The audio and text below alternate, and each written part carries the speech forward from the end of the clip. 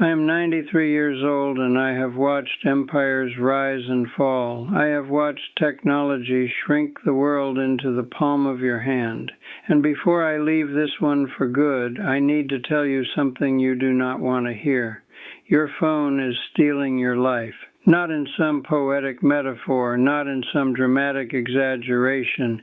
It is stealing it minute by minute, breath by breath, and you are handing it over willingly with a smile on your face.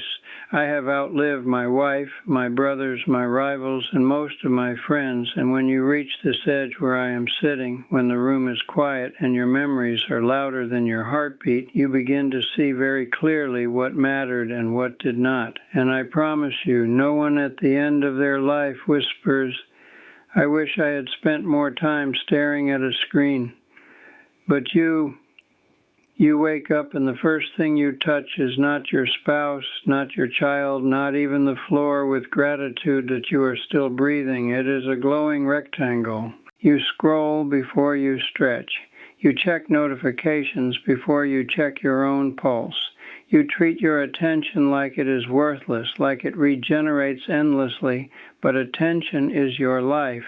Where your attention goes, your life follows. You think your phone is a tool. That is the lie. A tool sits quietly until you pick it up. This thing calls to you. It vibrates in your pocket like a needy child. It lights up in the dark like a siren, and every time it does, you obey. You tell yourself you are staying informed, staying connected, staying productive. Let me tell you about a young man named Daniel. It was 2007 when I first met him. Bright kid, sharp eyes, ambitious. He told me he was building something online, some new wave of digital marketing, and I admired his hunger.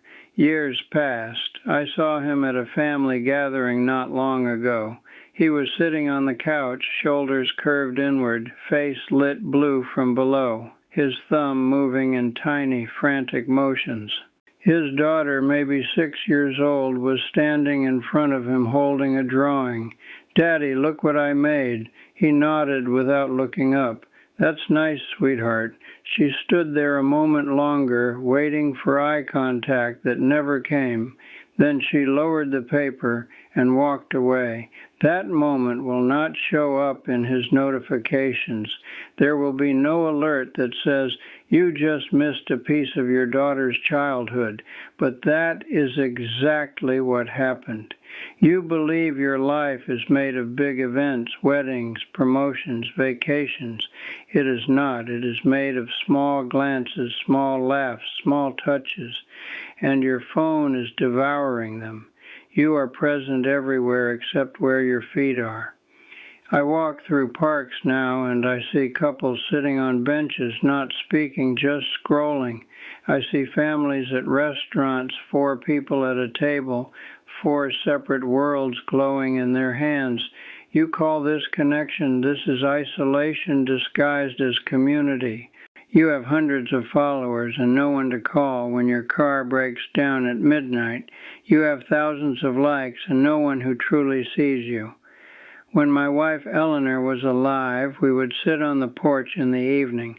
No television, no radio, just silence and crickets. Sometimes we did not even speak, but we were there, fully there, breathing the same air. If one of us laughed, the other heard it. If one of us sighed, the other felt it. That is connection. You have traded depth for distraction. And the cruelest part is you defend it. You say, "This is just how the world works now." The world works the way you allow it to. Your phone is designed by people who understand your brain better than you do. They know the color that keeps you hooked. They know the sound that triggers curiosity. They know that unpredictability is addictive. Every scroll is a slot machine. Maybe the next post will be interesting.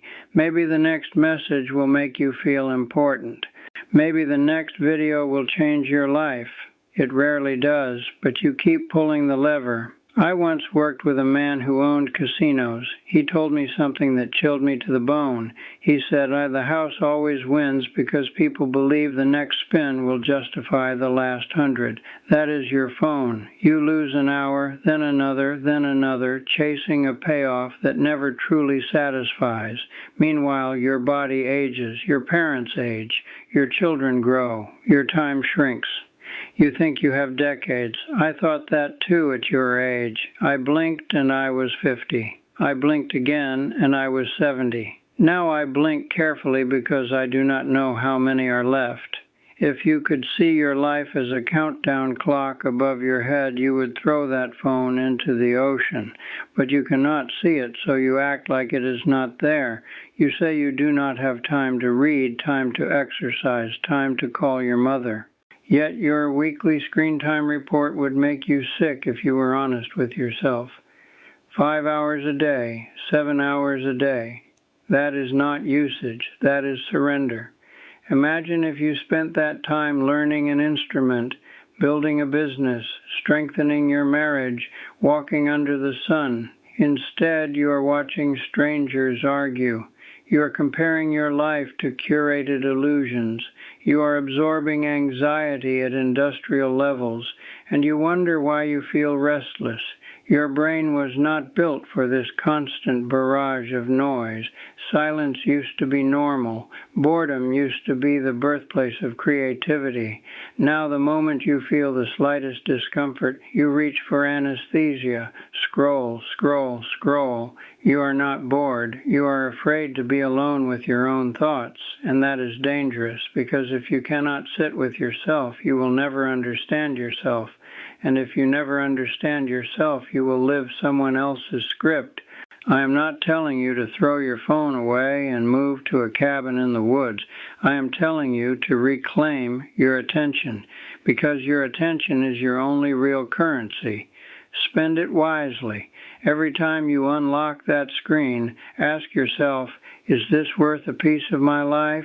One day you will unlock it for the last time. You will not know it is the last time, just like one day you will hug someone for the last time and not realize it. That is how life works. It ends quietly, and I would hate for your final memories to be blurry images of other people living while you were busy watching them. Let me tell you what happens at the end, because I am close enough to smell it. When the noise fades and the body weakens, you do not crave stimulation. You crave meaning. You crave faces. You crave moments you can replay without shame. I sit in this chair and I replay Sunday dinners, road trips with no destination, the way Eleanor used to squeeze my hand twice when she was proud of me. I do not replay headlines. I do not replay viral videos. I do not replay arguments with strangers whose names I cannot remember. Your phone is not just stealing your time, it is flattening your emotional range. When everything is urgent, nothing is sacred. You see tragedy and comedy and outrage and celebration all in the span of 3 minutes. Your nervous system is constantly jerked around like a puppet. And then you close the app and try to have a normal conversation with your spouse, but your mind is still buzzing. You are half there, always half there. I once mentored a young executive named Carla, brilliant woman, relentless worker. She told me she felt disconnected from her husband but could not figure out why. One evening I had dinner with them. Throughout the meal, her phone rested face up on the table. Every time it lit up, her eyes flicked downward. Just a glance, she would say, just a second. By the end of the night, I realized something. Her husband was not competing with another man. He was competing with a device, and he was losing. Intimacy requires presence. Presence requires attention. Attention cannot be divided infinitely without consequence. You believe multitasking is efficiency. It is dilution. Every notification slices your focus into fragments. Over time, you forget what deep focus feels like. You forget what it means to read a book for an hour without interruption. You forget what it means to sit in a room and truly listen. And when you forget those things, you forget how to live richly. The companies that build these platforms measure success in engagement. Engagement means how long they can keep you hooked. They are not evil masterminds twirling mustaches. They are businesses, and you are the product. Your data, your habits, your reactions, packaged and sold. When something is free, you are not the customer. You are the inventory. Does that anger you? It should, because you are trading something priceless for something trivial. I have buried friends who would give anything for one more hour, one more laugh, one more ordinary Tuesday. You are spending hours like they are pennies. You say, "I'll change tomorrow." That is the same lie my friend Jack told himself about Italy. Tomorrow is a seductive word. It makes procrastination sound reasonable, but your habits are building your future brick by brick. If you spend your present distracted, your future will be empty. Here is a simple exercise. Leave your phone in another room for 1 hour. Not on silent beside you, in another room. Notice the anxiety. Notice the phantom vibrations. Notice how often your hand twitches toward where it used to be. That is not convenience. That is dependency. And dependency always extracts a price. I am not judging you. I am warning you, because I have seen what regret looks like. It looks like a man staring at his grown son, realizing he does not really know him. It looks like a woman scrolling through photos of moments she barely remembers being present for. It looks like silence in a house that once had laughter, wondering where the years went. They went into the screen. You cannot build a meaningful life on fragments of attention. You build it on deliberate moments, on eye contact, on shared struggle, on long conversations that wander without agenda. Put the phone down when someone is speaking to you, not face down, not upside down, away. Show them they matter more than the possibility of something more interesting happening elsewhere, because one day they will not be there, and you will give anything to hear their voice again, without distraction. You think you are documenting your life with photos and videos, but memory is not stored in megapixels. It is stored in emotion, and emotion requires presence. I'm asking you to be radical in a small way. Reclaim your mornings. Do not let the first voice you hear be a stranger online. Let it be your own breath. Reclaim your meals. Taste your food. Reclaim your walks. Look at the sky. Call your parents without multitasking. Sit with your children on the floor and let time slow down. The world will not collapse because you missed a notification, but your relationships might collapse because you never looked up. I am 93. My hands shake sometimes. My steps are slow. But when I sit with someone I love, I am fully there, because I know the cost of absence. And I know how short this ride is. Your phone is not evil. It is powerful. And power without discipline consumes its owner. Do not let a device dictate the shape of your days. You are not here to spectate other people's lives. You are here to live your own. One day, sooner than you think, you will set your phone down and not pick it up again. Make sure, when that day comes, your real life is so full that you do not need the screen to feel alive. The clock is ticking. You just cannot hear it over the notifications. Turn them off and go live.